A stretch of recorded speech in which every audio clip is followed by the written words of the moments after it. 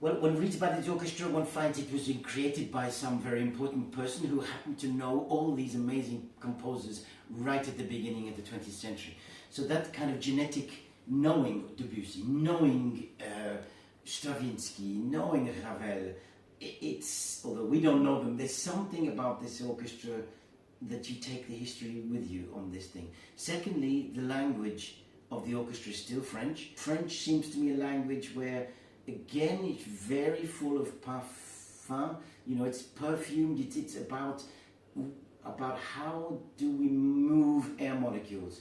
A little bit more than some other languages, and the finesse with which one does this. And I think this is part of their genetic material, and I like, let's see what happens in these concerts. Should be very interesting. You know, we've got some music which has very fine lines. Sibelius, Debussy at the beginning, half of the Rite of Spring is very poetic. And I hope that we can show that this awareness of flow of energy through the quality of the language and then through the quality of the language of music, what makes this orchestra quite special in terms of my experience.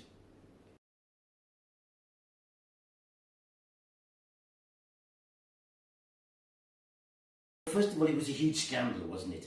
And it was a scandal partly because the dance, the choreography was so brutal compared to what Paris was used to. Then we think, my gosh, there was no modern music quite like this before this piece. How do we keep it being dangerous? Most youth orchestras can play this piece now. So we keep it dangerous by really trying to say something about dance. And dance I like because it's a game against gravity. So at the beginning you think the Rite of Spring is only about power and basically stamping on the ground. I think most of the Rite of Spring I want to show it as a dance, which means it's moving, which means this whole 100 people have to move very block written music.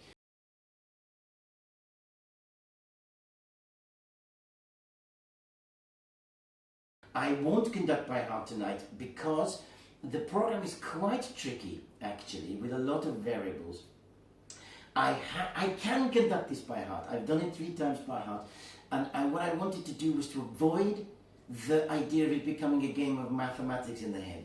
That takes a bit of daring. Not tonight, not tonight. We have other goals. I'm going to pull different things around tonight.